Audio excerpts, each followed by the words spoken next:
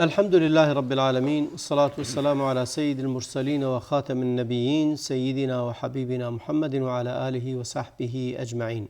با سلام و درود خدمت شما بینندگان عزیز، هر جا که هستید براتون بهترین اوقات را آرزو میکنم و در این ایام و روزها و ماههای بسیار پربرکت آرزو میکنم که بهترین ها نصیبتون بشه. در مورد ما در ایام حج هستیم و در مورد حج صحبت خواهیم کرد و اما چیزی که مرتبط به این عبادت عظیم هست دانستن احکام اون، دانستن درس ها و عبرت ها و پیام هایی که این عبادت عظیم داره رو مورد بحث و بررسی قرار میدیم. مهمان گرامی برنامه جناب دکتر محمد عبدالرشید عباد هستند. ارسلام دارم خدمتتون و اینکه قبول زحمت فرمودید. بسیار متشکرم. خواهش میکنم. بسم الله والحمد لله والصلاة والسلام على رسول الله و علی آله و صحبه و من والاه. اما بعد، بنده هم خدمت شما استاد محترم و بزرگوار و همچنین دستاندرکاران برنامه ما و سایر بینندگان عزیز و محترم عرض ادب و سلام دارم. السلام علیکم و رحمت الله و برکاته. بله. آیه در قرآن کریم فرمود الحج اشهر معلومات فمن فرض فيهن الحج فلا رفث ولا فسوق ولا جدال في الحج. این آیه رو برامون توضیح کنید، اشاره به چه نقطه مهمی داره یا چند نقطه مهم داره. و شاید مهمترین اون الان که میخوایم بهش اشاره کنیم بحث مواقیت هست. اشهر معلومات. در این آیه این عبادت حج رو داره زمانش رو معین میکنه. اولا که میخواد اینو بگه که هر عبادتی زمان خاص خودش داره. هر زمانی که شما بخواید این عبادت رو انجام بدید چنین چیزی نیست، بلکه الحج اشهر معلومات. فقها بر اینن که اتفاق رای دارن که ماهایی که احرام بستن یا بگیم نیت آوردن، به خیلی لفظ خودمون بگیم نیت آوردن به عبادت حج مشخصه. از این ماه ها شروع میشه. ماه شوال هست و ذوالقعده هست و ایام 10 روزی که ذوالحج هست که حج درش منعقد میشه. بله. یعنی معنیش اینه که میخواد بگه که اگر کسی غیر از این ماه ها بخواد نیت بیاره به حج، نیتش قبول نیست. حج بسته نمیشه. بگیم نیت وقت مشخص داره، مثل بقیه عبادت، مثل نمازی که میخونی، نماز ظهر هست، عصر هست، مغرب هست، عشا همچنان که نمیشه در وقت ظهر عصر بخونی. بله. مثلا همین در زمان بعد. پس الحج اشهر معلومات.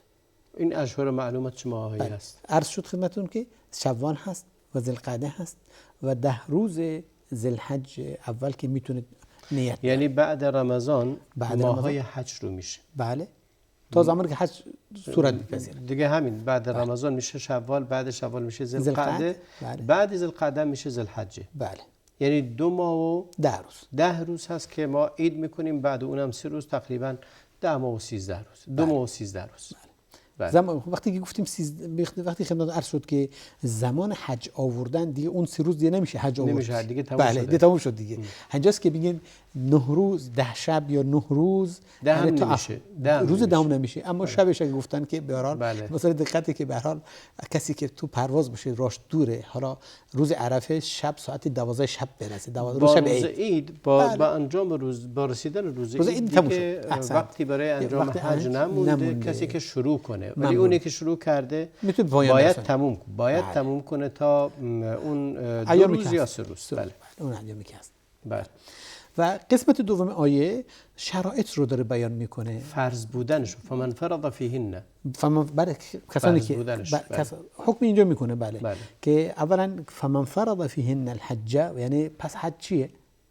فرض دیگه، تموم شد. خب حالا کسی که حج برای خودش، بر همه فرض نیست. اینجاست که فرض فیهن، احسنت، اینجاست که آیه آورد برای فمن فرض، پس کسی که برای خودش فرض کرد، یعنی کسی که استطاعت پیدا کرد، آماده شد، حالا دیگه داره راه و روشش بیان میکنه. پس این اخلاقیات رو باید داشته باشه. فلا رفث ولا فسوق ولا جدال فی الحج. خیلی جالبه این آیه، همراه چند مطلب مهم رو ذکر میکنه. یکی فرضیت حج، دوم بر ادعای فرض میشه، سوم زمان حج، چهارم بعد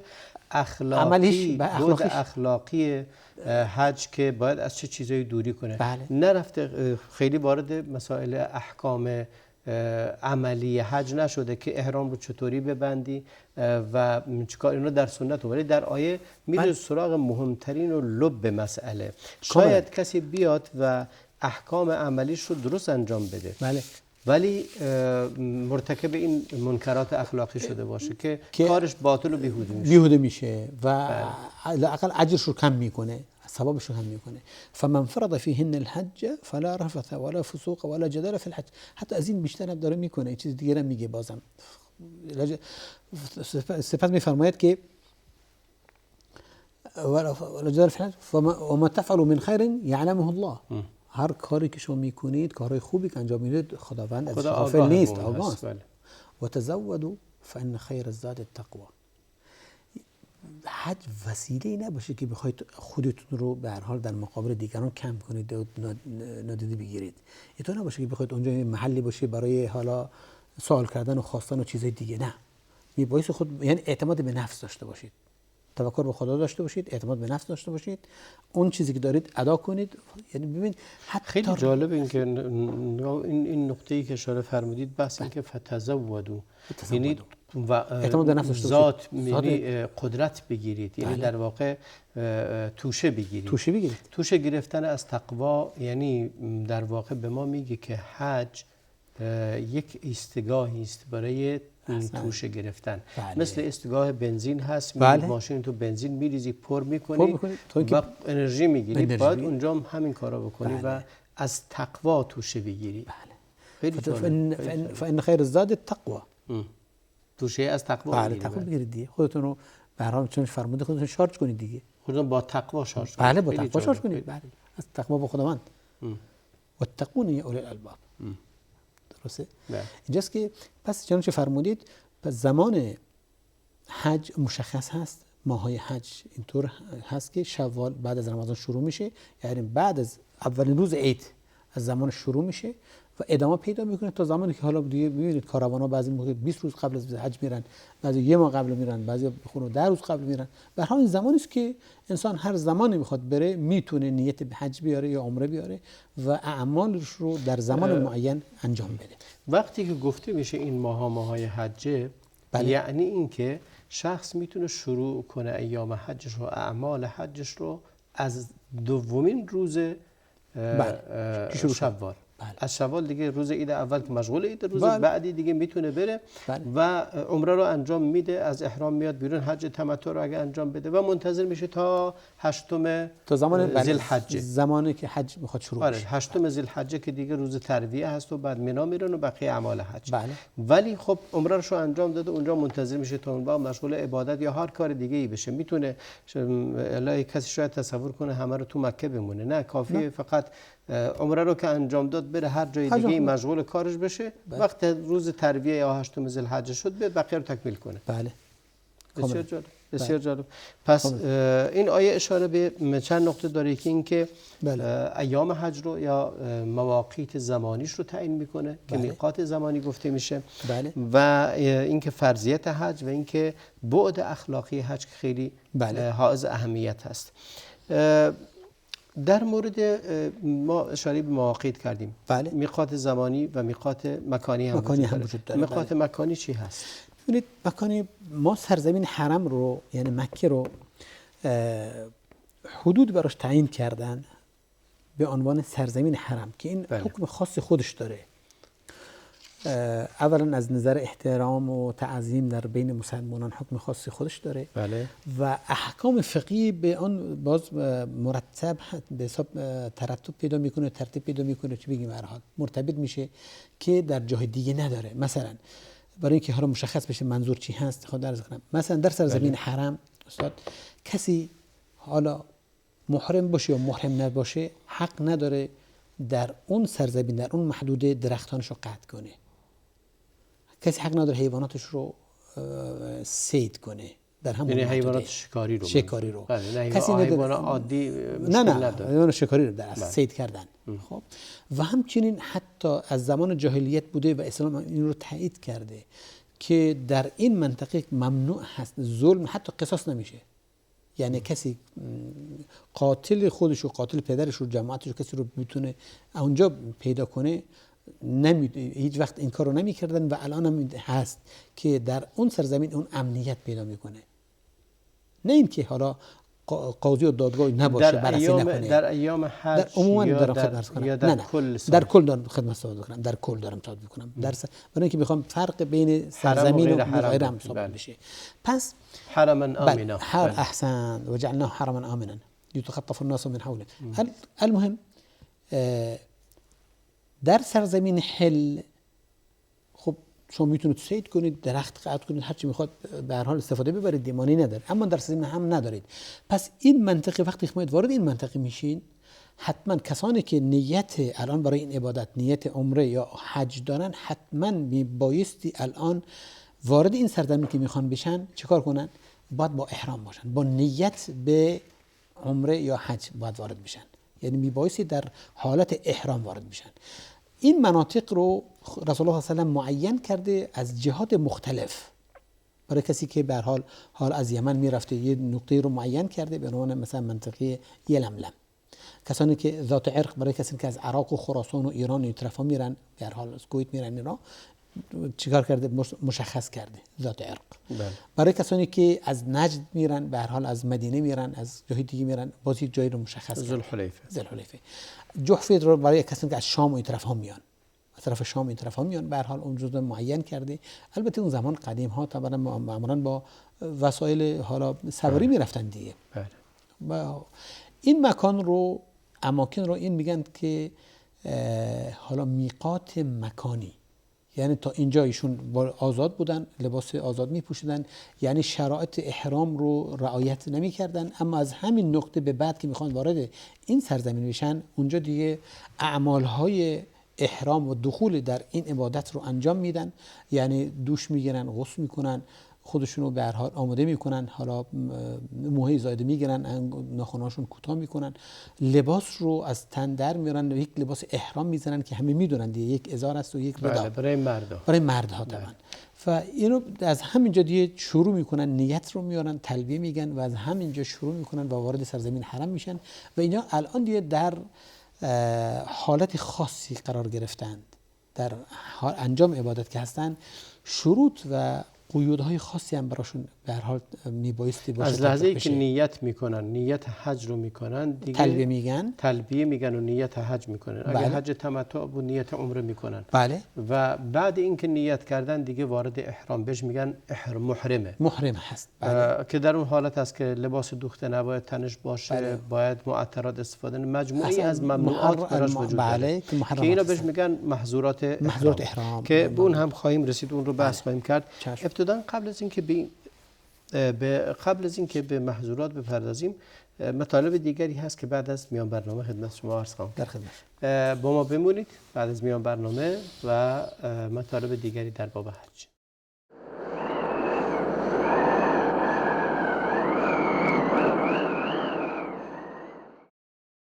با سلامی دوباره خدمت شما بینندگان عزیز. در بخش اول صحبتمون پرداختیم به مواقیت رو گفتیم و توضیحی درباره تفسیری در مختصر درباره آیه الحج اشهر معلومات. و اما در بحث احرام فرمودید که مواقیت زمانی رو مشخص کردیم، مواقیت مکانی رو مشخص کردیم که این مواقیت مکانی جاهایی هستن که از اونجا فرض هست که نیت رو از اونجا انجام بدن. بله. اگه از غیر از اونجا، در وقتی که اونجا میرسن، اگه نیت رو، یعنی نیت حج یا عمره رو نکرده بوده باشند، برشون باید حتما واجب فدیه بدن. بله. برشون فدیه واجب میشه. بله. و ترک واجب کردن. آره، بعضی از آداب رو هم فرمودید که یا سنت ها رو فرمودید که در این مکان چه کارهایی رو باید انجام بدن که به این برمیگردیم. ولی قبل از این بر چه کسانی حج واجبه؟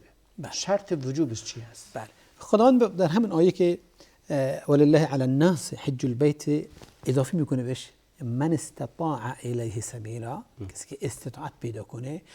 عموما تکالیف شرعی خب طبعا شروط عامه داره. یک، مسلمان بودن. وقتی گفتیم اسلام دستور داده یعنی مسلمان باشه دیگه، طبیعی است. یعنی اگه کسی مسلمان نباشه حجش قبول نیست. نه، حج اصلا شرط واجب هم نیست برش. واجب نیست به هر حال. البته خب بعضی میگن مکلف به فروع دین هستن. بله، مکلفه که به هر حال بپذیره، طبیعت از اون داره. این بحثش خیلی چیزه. بله، طولانی است و اصولی است. البته حالا مسلمان باشه و همچنین فهم و شعور داشته باشه، یعنی عاقل باشه. عقل داشته باشه و همچنین زمانی باشه که دیگه تکلیف براش جاری باشه. فهم، منظور شما فهم و شعور داشته باشه یا اینکه منظور اینه که دیوونه مکلف باشه، سن تکلیف رسیده اون باشه؟ نظر سنی بالغه، آره. نظر بلوغیه، اون نظر خیلی. بله. اونجا نظر سنیه که بگیم بالغ باشه، یعنی حالا به هر حال احترام شده باشه و احترام شده باشه، یعنی برای خود آقا باشه. بالغ نشده برش واجب نیست. واجب نیست. بچه است دیگه. برای واجب نیست. اما اگر انجام بده که حالا شاید بعدا صحبت کنیم، انجام بده فعلش باطل نیست، فعلش مقبوله. یعنی این ما داریم شرط وجوب رو میگیم. بله کاری نداریم. به چه شرطی واجب میشه؟ پس عقل اسلام داشته باشه، عاقل باشه، یعنی دیوونه نباشه، میدونه که به هر حال عبادت باید انجام بده، فرض هست. اسلام باید و همچنین بالغ باشه، نظر سنی، نظر سنی هم بالغ باشه. این شرط عامه هست، شرط وجود میشه. بله. شرط وجود میشه. و همچنین به اضافه استطاعت. آیا برای زنان وجود محرم شرطه؟ طبعا جز استطاعته. این جز استطاعت استاد که اگر زنی باشه بعضی از همه چیز داره. جدا از استطاعت شرطی هم برای محرم برای زنان گذاشتن، گفتن که حتما محرمی همراهشون باشه. بعضی از فقها هم گفتن که اگر رفقه مأمونه باشه کافی. استطاعت رو یک لفظ عام هست که جزء چند چیز خواهد شد. یک، وسیله فراهم شدن وسیله، دو، زمان کافی بودن، میسور بودن، امن طریق بودن، رفیق یا گروه برای زنان یا محرمیت برای زن، همین ها جزء کلمه استطاعت درش به حساب در زیر مجموعه استطاعت قرار میگیره. آخر ببینید یه چیزی هست، اینکه بعضی از فقها محرم بودن رو وجود محرم رو جدا کردن. اینه که دومن اگه استطاعت بود دیگه طب نص آیه نباید، باید حتما محرم باشه. بله. نه استاد ببینید یه چیزی خدمت عرض میکنم، به هیچ عنوان اونها جزء شرط، یعنی شرط وجود محرم جزء صحت فعل رو نمیدونن. نه صحت، شرط وجود. شرط وجوبش همینه. میگه که پس یعنی وقتی که محرم نباشه یعنی استطاعت نداره. نه استطاعت مالی، استطاعت مالی هم چیز هست. یعنی وقتی گفتم استطاعت باید پول داشته باشه، پول رفت و برگشت و مخارج و مصارف همه چیز باشه، داشته باشه، تو رفتن اومدن، پول به هر حال وسیله فراهم باشه، امنیت طریق باشه، همین جزء استطاعته. اگه یک از اینا فاقد باشه یعنی استطاعت نیست. همچنین محرم برای زن، یعنی اگه محرم نباشه پس خانم واجب حج براش واجب نیست، زیرا که استطاعت نداره. پول داره، یا پول داره، وسیله داره، همه چیز داره، همه چی آماده است، اما چیه؟ شوهر نکرده، مثلا شوهر نداره، شوهر فوت کرده، یا کسی همراهش نمیره، شوهرش همراهش نرفته، یا فرزند کسی نداره با همراهش بره، پس میگن که براش واجب نیست الان، زیرا که چیه؟ فاقد استطاعت. متوجه شدید استاد؟ من متوجه شدم ولی فقها متوجه نشدن، چون اینو نیاوردن، جدا آوردن بحث وجوب محرم. مثلا امام احمد هست رحمه الله که از فقها از معاصرین این رو آوردن، فکر کردن گفتن مکمل در اصل وجود هست. استشهاد کردن به اون حدیثی که رسول الله علیه السلام فرمودند کسی زنی بدون محرم مسیر یک شبانه روز رو مسافرت نره. و حدیث دیگری که صحابی که گفت وقت جهاد بود، گفت که مادرم یا همسرم گفت که حج میره، منم برم جهاد، گفت نه همراه همسرت برو. و این رو دلیل بر وجوب محرم دونستن به عنوان یک شرطی برای چیزش وجوب حج، که واجب بشه براش. اگر نباشه واجب نمیشه براش دیگه. اما در مذهب شافعی اینو تخفیف دادن، گفتن مسئله وجود محرم در اصل امن بودنش هست. یعنی ایشون در مأمن باشن، زن امنیت کامل براش وجود. وقتی که یک کاروانی متشکل از حالا 20 تا زن هستند و دارن میرن و همه هستن با هم، چه بسا اونها محارم همراهشون هست، اما زنان همچنین جداست دیگه. به هر حال خب یک زنی با اون زنان میرن، پس اون امنیتش چیه؟ فراهم شده. بله. پس اینجاست که بگیم حالا ضرری براش نمیرسه. یعنی شوافع به این نگاه کردن که مقصد چیه؟ هدف چیه؟ و مقاصد شریعت رو در نظر گرفتن، تطبیق دادن. و حنابلة به ظاهر نص نگاه کردن، نص رو در نظر گرفتن. بسیار جالب. ما در مورد شرط وجوبش گفتیم باید این شروط باشه تا حج بر کسی واجب بشه. اگه کسی چنین شرایطی براش فراهم نشده باشه، در نتیجه حج هم برش واجب نیست، گناهی نداره. مخصوصا اینکه این بعدی که بحث این که زنانی که محرم همراهشون نیست، وقتی که گفته میشه بعضیا فکر میکنن حجش قبول نیست. بعضی فکر میکنن که حجش قبوله، حتی اگه بدون محرم هم انجام بده حجش درسته، ولی برش واجب نیست، میتونه نره، گناهی هم نکرده، یعنی استطاعت مالی داره، همه شرایط فراهمه، اما محرم وجود نداره. حالا به رأی اونایی که میگن محرم وجود نداره، در نتیجه تکلیفی نداره، گناهی نکرده، اگه حج نره به جاش صدقه بده، پولش رو صدقه بده و جای دیگه خرج میتونه. بله. بریم بحث این که شروط صحت چی هست. بله. شروط صحت همین مسائل، همین چیزایی که ذکر شد جزء شروط. ببین اگر فاقد باشه صحیح نیست. ببین اگر عقل نباشه عبادت صحیح نمیشه. اگر مسلمان نباشه، چون شریف فرموده در اول، عبادتش پذیرفته نمیشه اصلا. درسته؟ همچنین اگر بالغ نباشه البته صحیح هست. ببین اگه کسی عقل نداشته باشه، اگه کسی عقل نداشته، مثلا به فرض کن عقل که درجات داره، درست. به هر حال امروز کسایی هستن که مقداری عقب افتاده هستن، اگر رفتن حج براشون انجام، پدر و مادرش بردن حج کردن، بله. آیا حج صحیح نیست؟ بله. حج صحیح هست. شروط صحت این نیست که عقل باشه. بله. این ببینید شروط وجوبه. یعنی براش واجب نشده، اما شروط صحت ربطی بهش نداره. حجش صحیح اگر رفت حجش درست. یه زنی بچه رو بلند کرد گفت یا رسول الله علی هذا حج؟ علی هذا حج؟ نعم ولك اجر.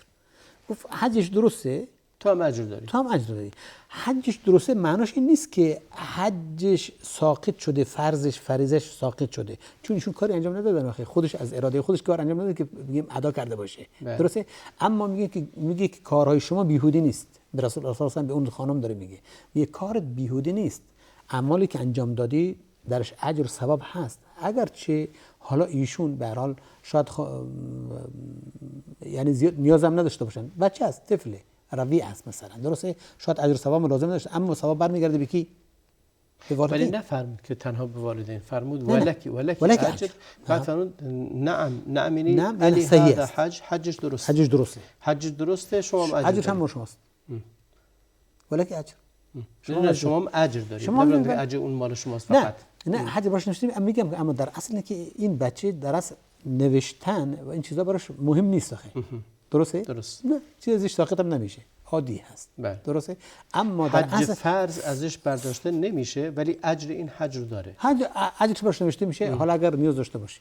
ولی در اصل برای کار شما یعنی کار بیهوده ای نیست که دارید کار بیهوده انجام میدید. نه خیر، کاملا کار درست و صحیح انجام میدین و شما هم اجر دارید در این باره. یعنی اون همه تحمل که میکنید، سختی‌ها نسبت بچه است دیگه. به هر حال شما چی در مقابلش؟ این برای کسایی خیلی خانواده هستن یا کسایی که از لحاظ نوعی سفاهت و کم عقلی درشون وجود داره، کمی عقل یا عقب افتادگی وجود داره. شاید تصور کنه کسی چون خب این پول داره چرا حج نمیره. این حج برش واجب نیست. ولی اگر رفت حجش درسته.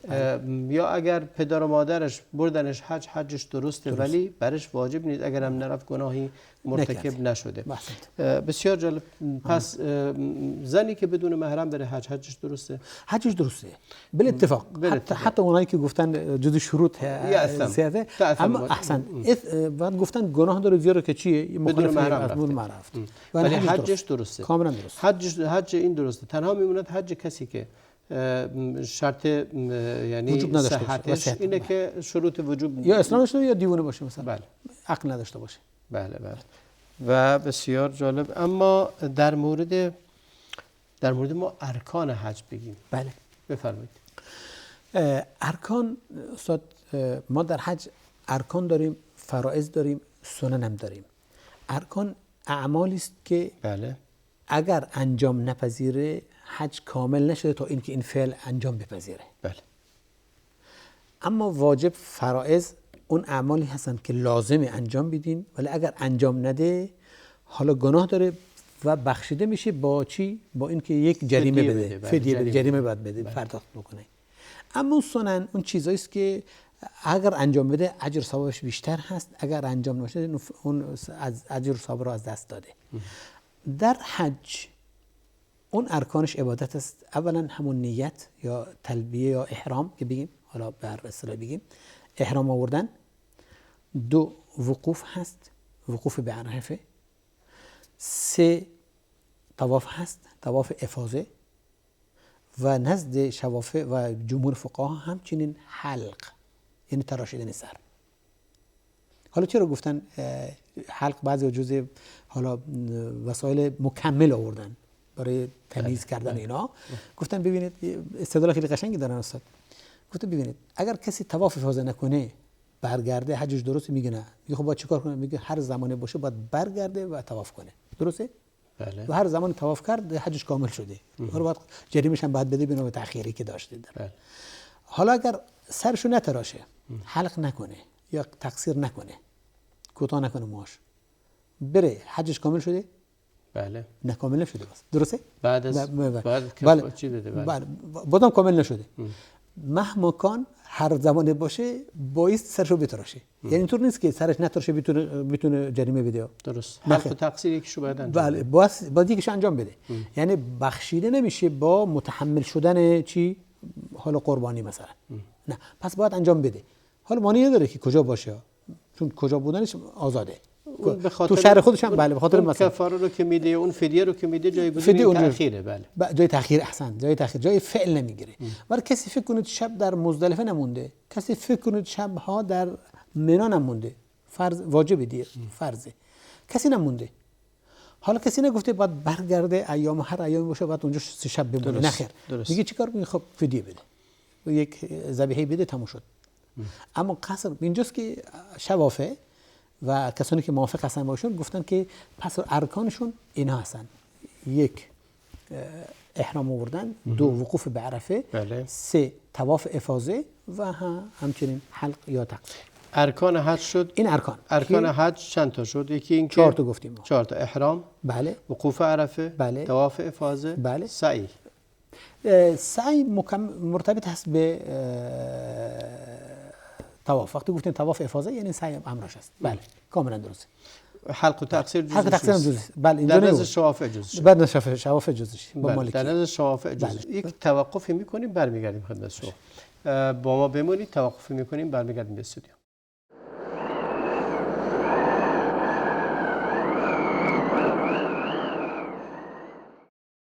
با سلام دوباره خدمت شما بینندگان عزیز. در مورد ارکان و واجبات حج صحبت می‌کردیم و گفتیم که ارکان حج 4 تا هستند. بله. یکی احرام، 2 وقوف در عرفه هست، 3 طواف افاضه هست، 4 سعی صفا و مروه در نزد احناف بله. و حنابله و حلق و تقصیر در نزد بله. شوافع هست. بله. واجبات حج کدوم بله. هست؟ واجبات اون چیزی است که میبایستی انجام بده، اما اگر مخالفت کرد گذشت ازش فقط میبایستی جریمه بده. بله. مثلا عبارت هست حالا در وقوف به عرفه این که از عصر باشه تا مغرب بله. یعنی جزئی از روز و شب اونجا بمونه. بله. این واجبه. شب موندن در مزدلفه، حرکت کردن به طرف مزدلفه، شب بله. خوابیدن در مزدلفه، این چیه؟ واجب هست. رمی جمرات صبح که میشه رمی جمرات هست، این واجب هست. بله. و قربانی واجب هست. مبیت منا، بله مبیت های منا اینجا چیه؟ واجب هست. بله. بله. رمی جمرات روز 11 و 12 و 13 همچنین اینا واجبه. حلق و تقصیر هم در نزد احناف و حنابله واجبه. بله. اما حال دیگه باید گفت که میبایستی انجام بده یا اینکه اگر انجام نده و قربانی بده مقبول هست، از اون باید پرسید. اما عملا اینها موافق هستن با شوافع. به هر حال چون بینندگان ما هم احناف هستن. بله. میخوام این خدمت عرض کنم، معنی نداره، فقط جدل در لفظه و الا موافق هستن کسی که حلق انجام نداده بله. حتما میبایستی چیکار کنه؟ میبایستی حلق انجام بده بعد قربانی بده. بله. طواف وداع هم جزو واجبات هست. بله واجبات. یعنی اگه کسی انجام نداد طبعا گناه کرده و میبایستی قربانی بده دیگه. بله. خب مگر خانومی که حالا عذر شرعی داره و نتونسته، این فقها اجازه دادن که اکتفا کنه به همون طوافی. اگه بخوایم سنت ها رو بگیم، سنت های حج چی هستند؟ بله. سنت ها بگیم، اگر بخوایم بگیم سنت در طبعا از لحظه‌ای که احرام غسل و سنت از زمان احرام اگر بخوایم بگیم که قبلا اشاره شد بله غسل ها هستن، نیت به هر حال و سنت اینه که انسان قبل از نیت احرام بدنش رو خوشبو کنه، بدنش نه لباس احرام. بله. حالا اگر لباس از خودش دور نکنه معنی نداره. اگر ببینید یک مسئله بسیار خیلی ریزی هست. ببینید من زمانی که این رو معطر کردم، اگر برم میخوام وضو بگیرم در میارم میذارم بعد باز میپوشم دیگه. درسته؟ برای یک شخص حاجی وقتی که ارادهشو در میاره اگه بخواد باد بپوشه اگر معطر کرده باشه یعنی که این دیگه وسایل چی معطر داره میپوشه. درسته؟ اینجاست که این مانع ایجاد میکنه. اما اگر زمانی که احرام نبسته معطر کرده بذاره به هر حال بپوشه، حالا نیت بیاره مانع ایجاد نمیکنه اینجا تا زمانی که از خودش دور نکرده باشه. اگر این بخواد ادامه بده باز نکنه از خودش. به هر حال معطر استفاده کردن از عطر و خوشبو این جزء ممنوعاتی که شخص محرم باید بکنه. بدنش خوشبو کنه جزء سنت هست و تکبیر گفتن طبعا ادامه دادن در مسیر که میره در تلبیه گفتن بله معذرت میخوام اینا جزء سنت هست و در مسیر که میره در مرتفعات تکبیر بگه در منخفضات تسبیح بگه کلا همین جزء سنت مستحبات هست. وقتی میخواد بره طبعا حجر اسود رو لمس کردن و بوسیدنش جزء سنت هست. گفتن الله اکبر و شروع کردن طواف و ادعیه گفتن و شروع کردن اینا بله اذکار و تسبیحات و همین سنت. یعنی معنیش اینه که اگه کسی طواف کنه هیچی نگه چی عبادتش درسته بله. و کامل هست. بله. از انواع دیگه از یعنی چیزایی که خیلی واضحه مثل طواف قدوم بله آیا سنت یا واجبه؟ استاد طواف قدوم برای ببین ما حج رو افراد اکثر ما تمتع هست. وقتی تمتع باشن طواف قدومی نداریم. بله طواف انجام میدن طواف عمره هست بله. اما کسانی که حالا قارن هستن یا مفرد هستن به حج اینها طواف قدوم دارن. یعنی چی؟ وقتی میخوان بیان دیگه رو بعد منتظر بودن تا زمان حج وارد حجن دیگه وارد حج دیگه اصلا یعنی عبادت حج الان وجود نداره. بله. وقتی میخوان و تحیه مسجد الحرام چیه؟ طوافه. همانند مساجد دیگه که دو رکعت سنته. پس این طواف قدوم بهش میگن. اینا براشون واجبه. البته طواف قدوم گفتن واجبه. درست. بله براشون واجبه که انجام بدن. و اما یک شخص متمتع این دیگه جزء واجبات براش حساب نمیشه. طواف قدوم هم نامیده نمیشه بلکه طواف همون فعلی است که بله جزء عبادت که باید انجام بده. چیزی که هست بحث خوندن نماز دو رکعت بعد از نماز طواف سنت هست. نوشیدن آب زمزم زیاد نوشیدنش این مستحب. دعا کردن خیلی در همون لحظات رو به کعبه کردن و دعا کردن اینا جزء مستحباته. رفتن بالا رفتن از صفا و همچنین بالا رفتن از مروه بالا رفتن روی کوه رو ایستادن این جزء مستحبات انسان. دعا کردنش احسن رو به کعبه کردن و دعا کردن همه جزء مستحبات و سنت هایی است که حاجی میبایست انجام بده یا بهتره که انجام بده و اگر انجام نده هم خلافی نکرده به جز اینکه اجر گیرش نیومده خودش محروم کرده از این اجر. بله. روز هشتم رفتن به منی حکمش چیه؟ مبیت در منی در روز هشتم شب سنته. نه این واجب نیست. اگه کسی هم نره گناهی نکرده مشکلی هم برای حجش نیست. میتونه مستقیم بره عرفات. بله. مقدمه هست. در اصل یک نوع آمادگی است که برای فردا که میخوان برن عرفات راه رو نزدیک کرده باشن. افرادی که میخوان برن. قصر و جمع خوندن نمازها سنت اینه که روز هشتم وقتی که روز ایام اول روز یوم ترویه گفته میشه روز هشتم که اعمال حج شروع میشه. بله. از معمولا از خود مکه احرام میارن. بله. نیت حج میکنن برای متمتع. بله متمتع میرن منا در منا نماز قصر میخونن. ظهر 2 رکعت میخونن و همچنین عصر در زمان خودش 2 رکعت میخونن. جمع نمیخونن اون روز اول تا اینکه برسن شب میمونن. فرداش که حرکت میکنن بعد از طلوع خورشید میرن به مسجد نمره اول صحرای عرفه. مسجد ابراهیم اونجا نماز میخونن خلیل الله. اونجا نماز رو جمع میخونن استاد. بله. نماز ظهر و عصر با هم میخونن. قبل از اونم خطبه میکنه میگه راهنمایی میکنه امام مردم رو و نماز اینجا جمع میخونن زیرا که وقت عصر وقت مشغول شدن به عبادت روز دعای روز عرفه هست و افضلین دعا وقوف به عرفه است دیگه و انسان مشغول این عبادته. اینجاست که نماز رو تقدیم میخونن تو اینکه مجال داشته باشن دیگه. اونجا مردم به هر حال در صحرا هستن. نماز مغرب و عشا برمیگردن در مزدلفه میخونن. نماز مغرب رو در عرفه نمیخونن. بله. بله. هیچ نمازی در عرفه خونده نشده، بعض بجز عصر و که در اول عرفه خونده شده. هنوز وارد سرزمین عرفه هم نشدن. سنت اینه که بعد از زوال وارد عرفه خب بشن. چون مسجد نمر مسجدی نیست که همه حجاج رو جا بله بده، بعضی خود داخل صحرای عرفات میرن و اونجا توی خیمه هاشون نماز میخونن. بله. و حالا اونجا میمونن. نماز عشا و نماز مغرب عشا در مزدلفه در مسیر برگشت بعد اینکه خارج شدن از عرفات. بله. لازمه افرادی که موندن در عرفه همین که غروب کرد اول اذان مغرب اینا سعی کنن برگردن دیگه، برگردن مزدلفه. نباید بمونن شب اونجا، شب در مزدلفه باید بمونن، واجبی که در مزدلفه باشن. مبیت در مزدلفه این جزء واجبات هست که شب اونجا باشن. و الان شب عید هست که صبح بعد از به هر حال قبل از طلوع خورشید نماز مغرب و عشا رو جمع میخونن. بله، جمع تأخیر کاملا در همونجا میخونن، جمع تأخیر میخونن. 3 رکعت مغرب، 2 رکعت عشا. بعد میمونن تا صبح نماز صبح اونجا میخونن. سنگریزایی از اونجا جمع میکنن، 7 تا سنگ برای سنت از اونجا باشه. بله سنته، واجب نیست. اصلا از هر جا باشه از سرای من بگیرن کاملا درسته. شستنش و اینا کاری نداره، اصلا لزومی به این نداره. هیچ چیز، فقط اگر استفاده هم شده باشه قبلا در رمی بازم مانی نداره. میتونن صبح که شد نماز صبح که حرکت میکنن تو مسیر یکم مشعل الحرام نگه میدارن، آفتاب که به هر حال نزدیک آفتاب که بزنه میانن به صحرای منی. بله. صحرای منی که رسیدن مستقیما میرن به طرف جمره عقبه. بله. یعنی همون شیطان بزرگ که 7 سنگ رو بزنن. تمام اعمال حج در اینجا در امروز پایان میاد. استاد یک رمی جمره هست، 7 سنگ که زدن، 3 تا هست طبعا امروز یکی رو میزنن، روز عید فقط یکی. بعد میون قربانی میکنن، یکی از جمرات، بعد یک جمرات آخریش 7 سنگ ریزه بهش میزنن. بله آخرینش. بله بزرگه، محدد بزرگه. بله.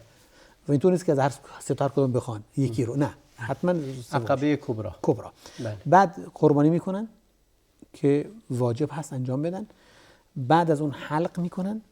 نه الان شما حج ما داریم در مورد سنتاش میگیم. این سنت اعمالی که در این روز باید انجام بده که از خارج بشه. اون رو ان شاء الله در این فرصت دیگه میگیم. سنتاش همینایی بود فرمودید. بله همینایی که خدمتتون عرض شد. بله حالا چطور بیسته، چطور رمی کنه و این مسائل فقط اینا سنت این که مثلا بعد از زوال رمی کنه، این سنت یا واجبه؟ بله بعضی گفتن واجبه عموما، اما گفتن که به هر حال ایام تشریق ایام رمی جمرات است، اولاتر اینه که بعد از چه باشه، سنت اینه که بعد از بله. حتما بعضی گفتن واجبه.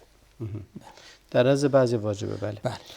بسیار بسیار خوب. ما در مورد چیزی که لازم هست بدونیم، چیزی که بس که حجاج ما بدونن، خدمت کردم امروز روز 10 هست، روز عید هست، میبایستی اکثر کارها رو این رو انجام بدن. اعمال حج بله. یک رمی جمرات هست، قربانی هست، حلق است و طواف افاضه، طواف رکن.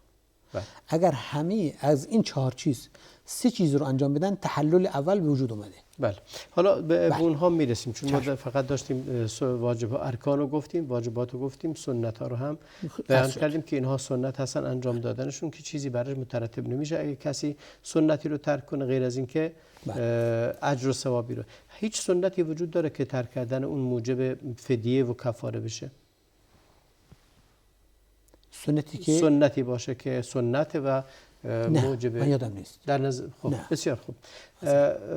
یک نقطه ای که فدیه معمولا برای در ادای واجبه، یعنی یک تقصیر هست، یعنی انسان مقصر هست، در یک سستی کرده در انجام یک لازم یک کاری نکرده و باز فدیه بده، اما سنت اون چیزی نیست. بله. چند نقطه خیلی لازم هست که سوال خیلی ها هست. یکی این که در مورد وکیل گرفتن برای انجام دادن ارکان حج، کجاها اعمال حج بگم، کجاها جایزه که کسی دیگری رو وکیل خودش کنه یا کجاها جایز نیست باید خودش انجام بده؟ اصلا عبادت در اصل اینه که انسان خودش انجام بده. بله همه عبادت. بله تمام از اول الی آخرش. اما اونجایی که مراعات کرده شریعت، شاید حالا یک شخص پیری باشه، کسی مادرش رو برده و واقعا نمیتونه به هر حال برای رمی جمرات خودش باشه یا اینا، اینجا اگر یا ازدحام زیاد، حتی یه زن جوان رو هم نمیشه برد، بعضی مواقع ازدحام بسیار شدیده. بله در اصل اینه که اینا وقت رو تقسیم کنن طبق برنامه‌ای که وجود داره البته. خب اما اگر کسی به هر حال شد که توکیل بگیره برای خودش جایز دونستن، جایز است که حالا اون شخص از خودش اول میندازه وقتی تموم کرد. در مورد رمی توکیل جایزه. توکیل جایزه. و همچنین برای قربانی. قربانی نخیر، طواف توکیل نداره. هر کسی باید خودش هر کسی باید خودش انجام بده. اما درباره قربانی هم توکیل جایزه. میدونه کسی رو وکیل کنه براش قربانی کنه. حیوانی رو ذبح کنه. معمولا افراد خودشون ذبح نمی‌کنن دیگه. درسته؟ و بیشترین زحمتی هم که وجود داره و ازدحامی که وجود داره در رمیه. رمی جمرات هست و طواف افاضه که زیاد شروع میشه. بله. اینا اما در رمی میشه اجازه هست به هر حال که به حساب جایگزین باشه، اما در دیگر عبادات دیگه وجود نداره. در بقیه ارکان و واجبات این چنین چیزی وجود نداره، فقط در رمی هست و در قربانی کردن است که میتونه کسی رو وکیل خودش بکنه. وقت ما پایان رسیده و الا جا داشت که در مورد حج بدل صحبت بکنیم که سوال خیلی از مردم هست و میخوان این رو بدونن. انشالله در فرصت دیگه، هفته دیگه از حضورتون بسیار متشکرم جناب دکتر محمد عبدالرشید عباد. از شما بینندگان عزیز متشکرم که تا این لحظه با ما بودید. تا برنامه دیگر، فرصت دیگه، همه شما عزیزان رو به خدای بزرگ میسپارم. صلی الله و بارک علی نبینا محمد و علی آله و صحبه اجمعین.